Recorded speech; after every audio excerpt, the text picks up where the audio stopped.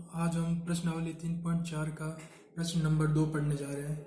इस प्रश्न नंबर 2 में दिया है कि निम्न द्विघात समीकरणों के मूल यदि उनका अस्तित्व हो तो श्रीधर आचार्य विधि द्वारा द्विघाती सूत्रों का उपयोग करके ज्ञात कीजिए। मतलब इसमें कहा है कि जो ये द्विघात समीकरण दे रखी है इसका अगर मूलों का अस्तित्व है तो ही इनका श्रीधर आचार्य विधि से अपने को इनके मूल ज्ञात करने हैं। तो अपने को क्या पता चलेगा कि इनका अस्तित्व है या नहीं है। इसके लिए हम अपने पहले फॉर्मूले 2 याद करने पड़ेंगे। एक तो श्रीधर आचार्य सूत्र होता है। श्रीधर आचार्य सूत्र क्या होता है वो एक बार में देख लेते हैं। श्रीधर आचार्य होता है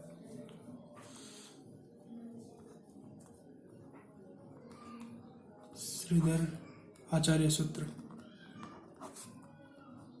ये को क्या होता है, ये किसके बराबर होता है, ये होता है x बराबर minus b plus minus root b का आघात 2 माइनस 4ac बटा 2a। ये होता है श्रीधर आचार्य सूत्र। और ये जो वर्गमूल में होता है, रूट में होता है, इसको क्या बोलते हैं, विविक्त कर। विविक्त कर मतलब d होता है, इसको बोलते हैं विविक्त कर। तो एक सूत्र ये होता है b स्क्वायर माइनस 4ac। तो सबसे पहले हमें इसका d का मान निकालना होता है। अगर ये d का मान 0 से बड़ा होता है तो इसके मूल होंगे। अगर d का मान 0 से छोटा होता है मतलब माइनस में आता है तो इसके मूल नहीं होंगे, मतलब इसके मूल काल्पनिक होंगे, वास्तविक नहीं होंगे। तो अपने को ये देखना है कि इसका मान 0 से बड़ा है या 0 का मान 0 से छोटा है, ये ध्यान रखना है। इसमें ये ए बी सी का मान क्या होता है, ए बी सी का मान जैसे ये क्या होता है ए एक्स की घात 2 प्लस बी एक्स प्लस ये द्विघात समीकरण होती है।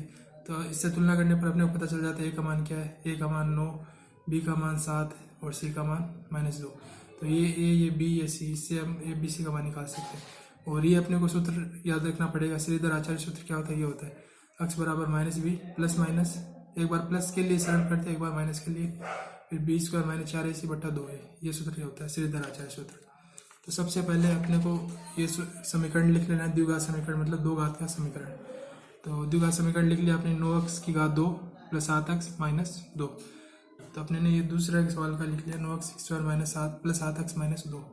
सबसे पहले लिखेंगे कि द्विघात समीकरण, कौन सी द्विघात समीकरण, ये द्विघात समीकरण,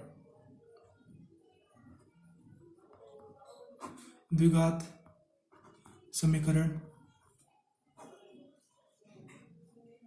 की, अब ये द्विघात समीकरण किस रूप में होना चाहिए, ये होना चाहिए ax की घात 2 प्लस bx प्लस c।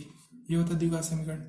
से तुलना करने पर, इससे तुलना करेंगे तो a b c का मान आ जाएगा। से तुलना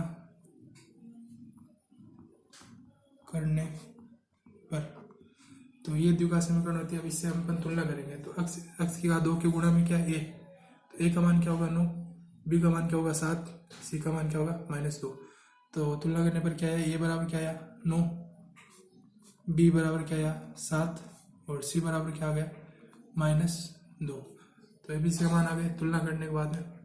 अब अपने को सबसे पहले d का मान निकालना। d मतलब विविक्त कर। विविक्त कर का सूत्र क्या होता है, सबसे पहले ये निकालना है।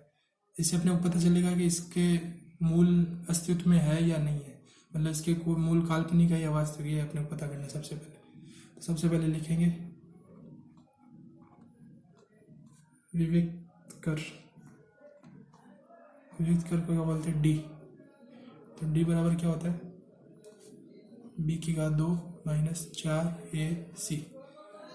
तो b की घात 2, b क्या आया था इसमें तुलना करने पर 7 है, b बराबर 7, तो 7 का स्क्वायर माइनस 4 गुणा में क्या a का मान क्या आया था 9, तो 4 गुणा 9 फिर गुणा c क्या आता है -2, तो -2। अब d बराबर क्या है 7 का वर्ग क्या होता है 49 माइनस 4 को 9 से गुणा करने पर क्या आएगा 36, 36 को 2 से गुणा करने पर क्या आएगा 72। और जो ये माइनस, ये माइनस है और ये माइनस, ये माइनस और ये माइनस क्या होगा, गुणा होगा तो क्या होगा प्लस हो जाएगा। जब दो माइनस आपस में गुणा हो जाता है तो क्या हो जाता है प्लस का हो जाता है। तो ये माइनस क्या हो गया प्लस हो गया। तो यहाँ पे क्या आ जाएगा प्लस, 4 को 9 से गुणा किया 36, 36 को 2 से गुणा किया कितना है 72। तो डी बराबर क्या आ जाएगा, डी बराबर आ जाएगा अपने पास 121। अब अपने को देखना है ये जो डी का मान है ये 0 से छोटा है या 0 से बड़ा। अगर ये 0 से छोटा होगा तो ये इसके मूल क्या होंगे, काल्पनिक होंगे, मतलब इसके मूल नहीं निकलेंगे। अगर 0 से बड़ा है तो इसके मूल निकाल सकते हैं और वो श्रीधर आचार्य सूत्र लगा के हम इसके मूल निकाल सकते हैं। तो तो अपने को पहले इसका देखना कि ये 0 से छोटा है, ये 0 से बड़ा। तो डी का मान 121 आया, तो 121 0 से बड़ा होता है, तो ये क्या होता है 0 से बड़ा होता है, मतलब ये 0 से बड़ा है। तो क्या होंगे, तो लिखेंगे 0 से बड़ा है, इसके लिए क्या होगा, ये इनके मूल क्या होंगे, वास्तविक होंगे। तो कहते हैं मूल वास्तविक होंगे। तो अपने ने ये जांच कर लिया कि इसके मूल वास्तविक है। अब अपने को श्रीधर आचार्य सूत्र लगाना। ये जांच करने के बाद में अपने को श्रीधर आचार्य सूत्र लगाना। तो लिखेंगे श्रीधर आचार्य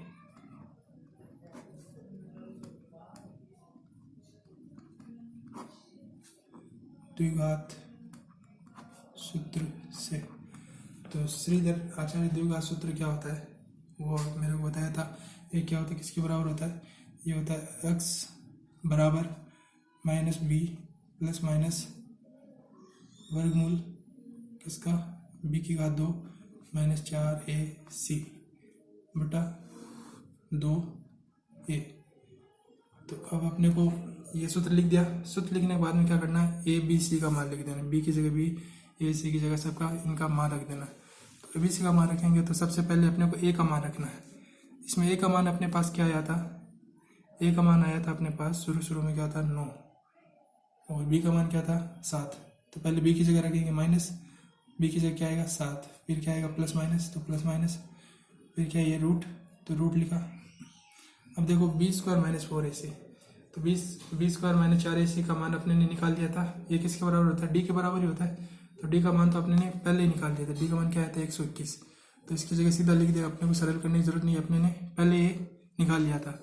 तो ये इसकी जगह सीधा रख देंगे 121, वो सरल करेंगे तो 121 आएगा, ठीक है, बटा में 2a। तो 2a की जगह क्या आएगा मान 9, ये आ गया।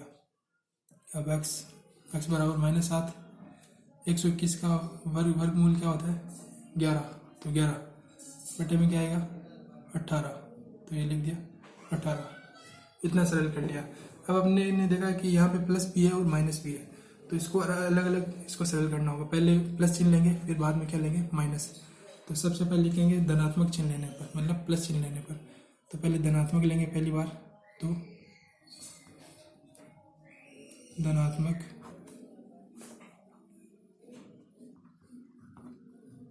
चिन्ह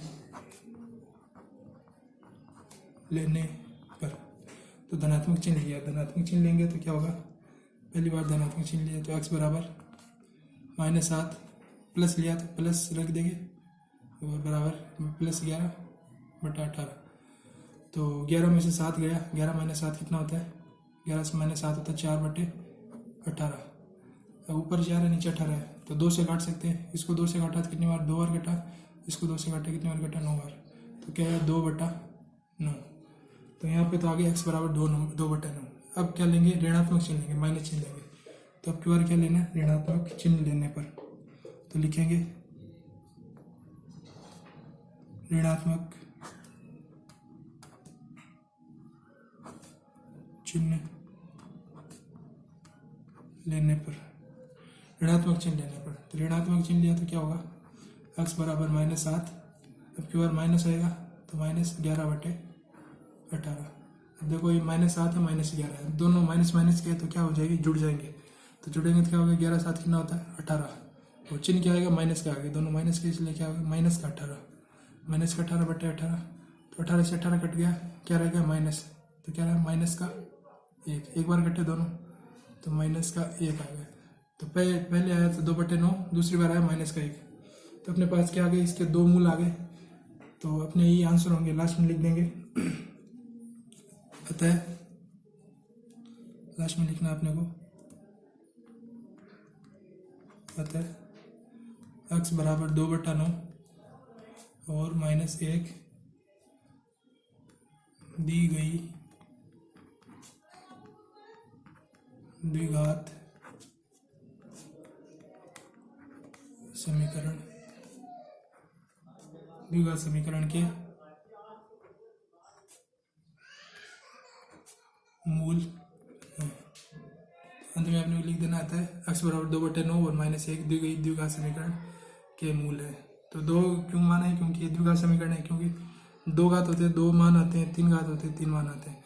तो द्विघात समीकरण थी इसलिए x के 2 मान आए, एक तो 2/9 और -1। तो इस तरह हम इस सवाल को आसानी से कर सकते हैं। ये सवाल आपको समझ में आ गया होगा। अगर आपको नहीं समझ में आया तो आप कमेंट कर सकते हैं, और समझ में आ गया तो आप लाइक करें और शेयर करें अपने दोस्तों के साथ, और कमेंट में आप कुछ पूछना चाहते हैं तो धन्यवाद।